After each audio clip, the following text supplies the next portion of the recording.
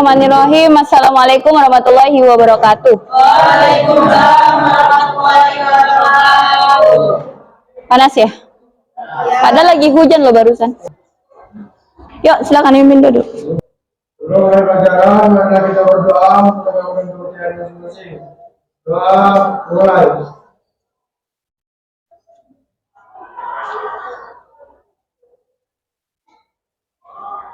Doa selesai. Semoga pelajaran hari ini bisa memberikan manfaat ya pada kita semua. Yang gak hadir hari ini siapa? Mana suratnya Rafli? Selain Rafli siapa? Daniel nggak ada kabar? Nggak ada berarti? Kan disiapkan dulu semuanya, termasuk kerapian-kerapiannya. Wida lihat tadi langsung masuk, lihat Fahril kakinya dilipat. Sudah ya, sudah disiapkan semuanya ya. Nah, hari ini Bu Wahida akan mengadakan kegiatan post-test lagi. Post-test lagi. Jadi, siapa yang akan memberikan materi hari ini itu adalah teman kalian. Siapa yang akan memberikan soal itu adalah dari materi teman kalian. Jadi kalian yang presentasi materinya, Bu Wahida akan mencatat beberapa poin untuk dijadikan pertanyaan dan ditukar kepada temannya. Bisa dipahami ya? Jadi nanti harapannya setiap kalian menuliskan apa isi dari materi dari temannya. Seperti itu. Cek kebersihan sudah? Ya. Piket tadi siapa? Kok serat hatinya digelar buat apa? Apa Spotify-nya digelar buat apa? Kok sampai terbuka seperti itu? Kalau kebersihan sudah selesai, lanjut ya. Udah siap berarti? Udah siap bukunya? Mana lihat Bu Wahida? Tujuan pembelajaran hari ini, Bu Wahida mengharapkan kalian mampu menginterpretasikan jenis masalah sosial di masyarakat melalui gambar yang akan kalian cari nanti tentang masalah sosial. Lalu yang kedua, selain gambar yang ada di dalam artikel, Bu Wahida mengharapkan kalian juga bisa mencari berita apa itu masalah sosial. Tadi di awal kita sudah menjelaskan dan menyebutkan masalah-masalah sosial yang ada di Indonesia. Lalu setelah itu di LKPD, Bu Wahida juga harapkan kalian akan mampu menguraikan contoh-contohnya, serta kalian juga diharapkan mampu dengan benar mengembangkan contoh di jenis masalah sosial yang ada di Indonesia. Ya, jadi nanti kalian akan melalui diskusi kelompok untuk menjelaskan salah satu topik yang sudah kalian tuliskan di papan tulis. Seperti itu ya, paham semuanya? Sekarang kita akan belajar tentang apa? Jenis-jenis masalah sosial. Silakan dibuka bukumu. Jenis-jenis masalah sosial.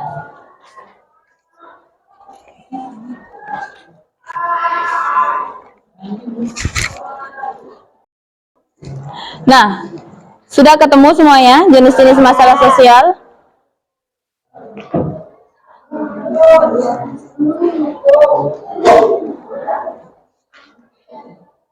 Ada? Enggak? Dari awal kalian sudah tahu ya, sudah bisa menentukan mana yang masalah sosial, mana yang tidak. Betul? Nah, Bu Wahida ingin kalian mencontohkan masalah sosial. Di Indonesia itu banyak jenisnya. Ya, coba satu-satu kalian tulis masalah sosial yang kalian ketahui. Apa saja jenisnya, bidang apa saja jenisnya. Bisa? Coba ya. Bidang apa saja? Satu orang satu contoh di papan tulis dimulai dari ayat. Silakan lihat. Di moving ya, ke semuanya ya. Semua harus nulis.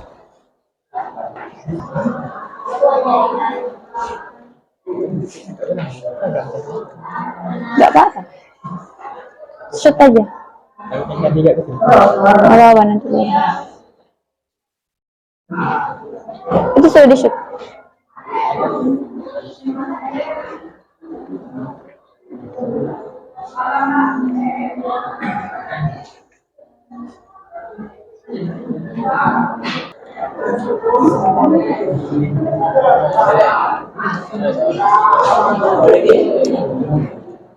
Thank you. Terima kasih. Kita cross check bareng-bareng ya. Penculikan anak, apakah ini masalah sosial? Benar? Tidak menaati peraturan lalu lintas, masalah? Masalah. Sistem kasta? Masalahnya di mana?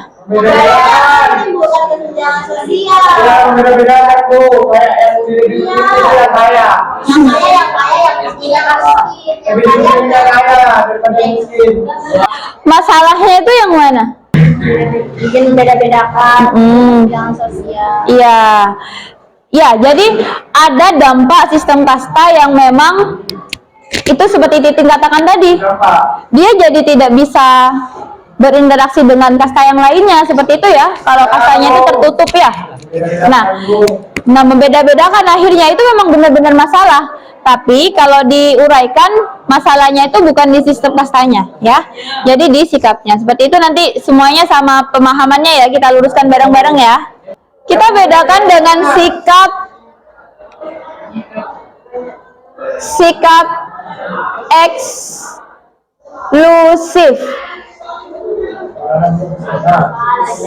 Apa sikap eksklusif? Coba dicari di internet dong. Coba cari bedanya apa sama sistem kasta. Eksklusif adalah paham yang mempunyai kecenderungan untuk memisahkan diri dari masyarakat. Sikap Memisahkan diri dari masyarakat. Sikap cenderung memisahkan diri dari masyarakat. Nah, itu kira-kira yang bermasalah sistem kastanya atau sikap yang seperti itu? Benar ya. Jadi sistem kasta ini masalah sosial bukan? Tidak ya. Sistem kasta bukan masalah sosial, tapi yang jadi masalah ketika itu ada sikap eksklusif. Sudah? Paham ya? Paham ya? Pada hari ini kita akan mendeskripsikan ya jenis-jenis masalah sosial secara dalam melalui metode investigasi. Namanya investigasi, tahu? Berarti harus berbagai sumber ya. Tidak boleh hanya satu sumber. Jadi setiap orang wajib memberikan sumbangsih, jangan hanya titip nama. Bisa? Nah, itu yang akan Bu Wahida jadikan pertanyaan untuk post-test. Ya, kelompok yang pekan kemarin.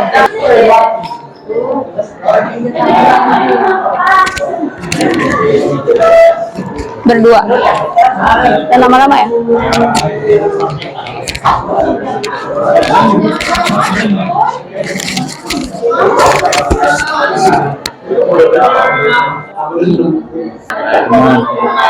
Ya teman bisa pola asuh yang buruk dalam keluarga. Ini bisa dibilang Pergaulan bebas.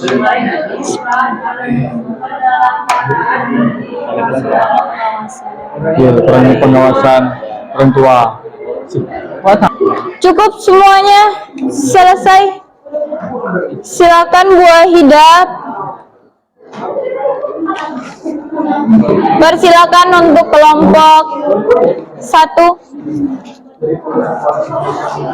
Akan menjelaskan tentang kekerasan dalam rumah tangga atau KDRT. Materi itu akan dijelaskan oleh saya Jaka. pengertian menurut artikel opini dan artikel Universitas Bung Hatta. KDRT adalah konflik dalam rumah tangga dengan penggunaan kekerasan di dalamnya. KDRT memberikan penderitaan baik secara fisik maupun mental di luar batas tertentu terhadap orang lain yang berada dalam satu rumah, seperti pasangan, anak, dan orang tua. Terus ada jenis KDRT. Menurut artikel Pobela, ada kekerasan fisik, yaitu dipukul, ditampar, dibanting, dicekek, dan lain-lain.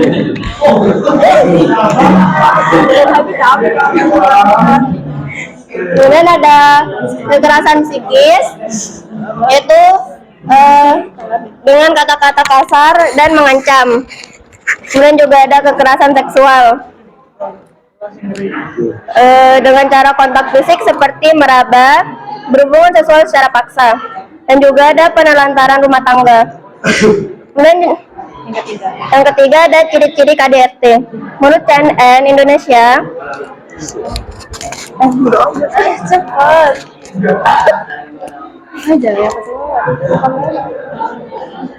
Yang pertama,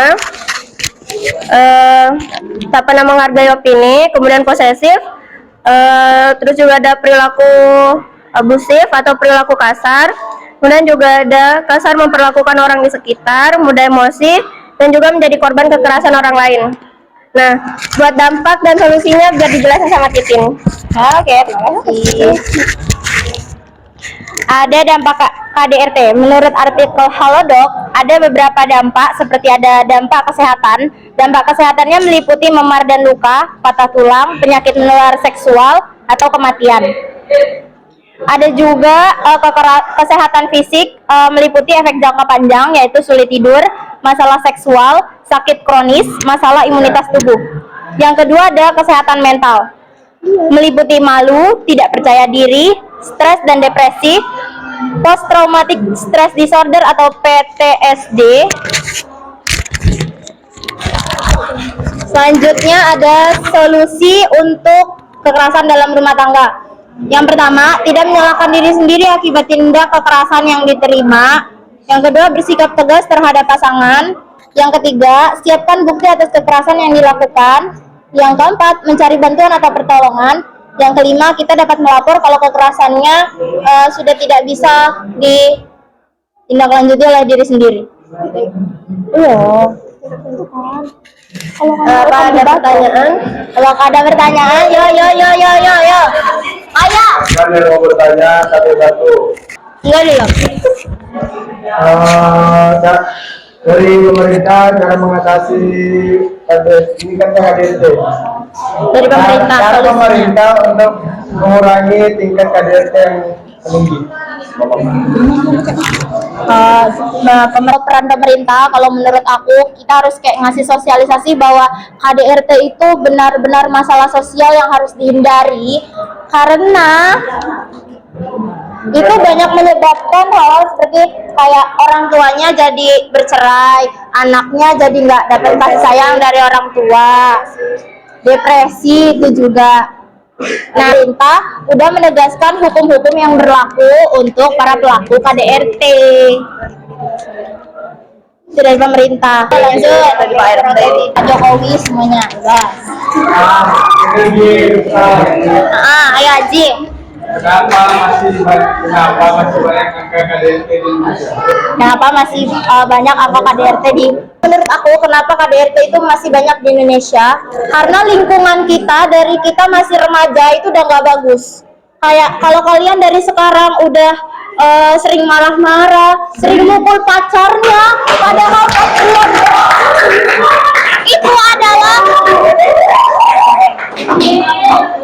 itu adalah ciri-ciri awal orang yang akan melakukan KDRT pada tingkat selanjutnya, yaitu pada pernikahan. Jadi sebaiknya hindari hal-hal itu. Dan kalian nggak boleh temperamental, marah-marah, itu juga bisa menyebabkan nantinya kalian akan melakukan KDRT kepada keluarga kalian. Ini juga ada banyaknya orang autis. Yuk. Nanda.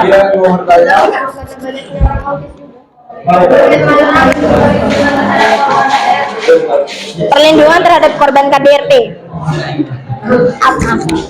Perlindungan terhadap korban KDRT. Bagaimana bentuk perlindungan terhadap korban KDRT? Kalau misalnya perlindungan kita gimana sih? Ini kan kalau kita melaporkan kepada polisi, kalau kita sudah mendapatkan tindak KDRT, biasanya itu kita akan dilindungi oleh pihak polisi, karena takutnya si pelaku itu akan mengincar kita karena kita sudah melaporkan ke polisi. Ada lagi laporkan. Ya kita nggak tahu. Sebaiknya kalau kalian ada tindak KDRT atau ayah sama ibunya itu lebih baik lapor ya, karena itu adalah perilaku yang tidak benar, sangat-sangat disalahkan. Ayo, ayo, ada lagi? Hah? Hukuman? Di penjara lah pastinya ya, karena hukum mungkin kan orang KDRT ditembak mati, nggak mungkin karena sampai sekarang belum ada hukumnya untuk pelaku KDRT dengan tembak mati. Pasti hukumannya itu nggak tahu, coba dicari di Google ya. Hukumannya berapa tahun? Oke, cukup. Ya. Terima kasih, sekian dari kelompok kami. Wassalamualaikum warahmatullahi wabarakatuh.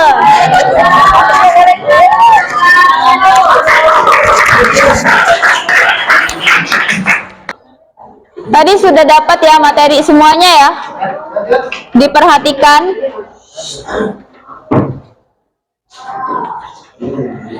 Silakan. Sudah? Selembar kertas diberi nama.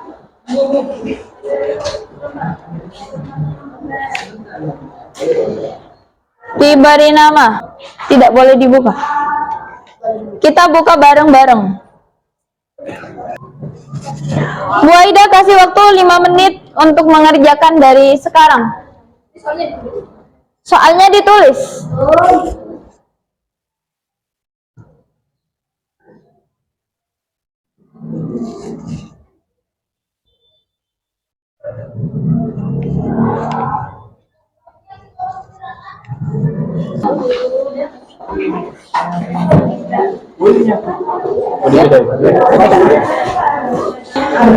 Kita sudah masuk terakhir, sesi terakhir. Seperti biasa, Bu Aida ingin salah satu, dua orang menyimpulkan kesimpulan pelajaran hari ini. Siapa? Volunteer aja.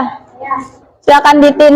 Kita jadi tahu banyak contoh masalah sosial yang ada di Indonesia yang pernah kita alami atau yang pernah kita lakukan, ternyata itu adalah masalah sosial, seperti kayak bolos, nggak bawa buku, ternyata itu adalah masalah sosial, ternyata kita pernah melakukan masalah tersebut. Oke, masalah sosial. Coba Intan deh. Bolos itu tadi disebutkan adalah masalah pribadi sebenarnya, tapi bisa menjadi masalah sosial ketika gimana?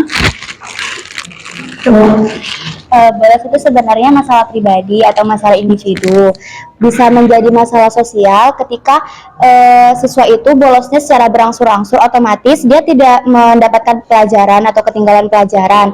Nah, karena ketinggalan pelajaran itu mungkin pihak sekolah bisa mendeo atau mengeluarkan siswa tersebut. Karena siswa itu dikeluarkan, dia akan mengalami kebodohan. Akibat kebodohan itu akan mengakibatkan itu tingkat kemiskinan. Mengapa adanya tingkat kemiskinan? Karena mungkin tidak akan mendapatkan pekerjaan dan menimbulkan tingkat pengangguran. Oke, terima kasih Intan dan Titin. Ya, jadi itu yang kita tadi sudah sebutkan, bahwa ternyata banyak masalah ya di hidup kita ya, masalah sosial. Ya, itu jadi silakan berhati-hati, karena masalah sosial itu Bu Aida selalu bilang, masalah sosial bisa saja dari zona nyaman kita. Iya nggak? Ternyata KDRT itu sebenarnya dalam rumah tangga itu berarti pernikahan kan? Yang awalnya komitmennya bareng, tapi ternyata ada KDRT juga. Dan siapa yang harus bersikap? Siapa yang harusnya bersikap? Iya, yang harus bersikap baik dan bijak kita adalah diri kita sendiri. Jangan sampai kita menelan amarah orang lain itu mentah-mentah juga. Kalau kita marah, duduk, atau kalau nggak pergi aja dulu sejenak. Setelah itu masuk lagi. Seperti itu ya. Terus yang kedua ada yang menarik tadi, kenakalan remaja melawan status ya. Nah itu, kalau status itu berhubungan sama apa? Kalau sudah status berarti hubungannya sama diri sendiri. Peran. Iya, status dan peran. Ya. Jadi kalau bisa kita harus paham peran kita ya. Ya. Kita paham peran kita. Peran kita sebagai anak. Anak itu apa? Anak itu apa? Iya, membanggakan orang tua, atau kalau enggak merasakan aman orang tua itu bahagia ketika kita aman kok. Seperti itu ya? Oke, terima kasih hari ini. Mohon maaf atas segala hilaf Bu Wahida. Wahida ingatkan lagi, kalau sosiologi kita belajar tanpa buku paket itu bagaikan perang tanpa senjata. Ingat ya. Jadi pekan depan kita akan, bukan pekan depan, pertemuan selanjutnya kita akan belajar tentang dampaknya masalah sosial. Silakan dipelajari dulu ya. Silakan dipimpin doa.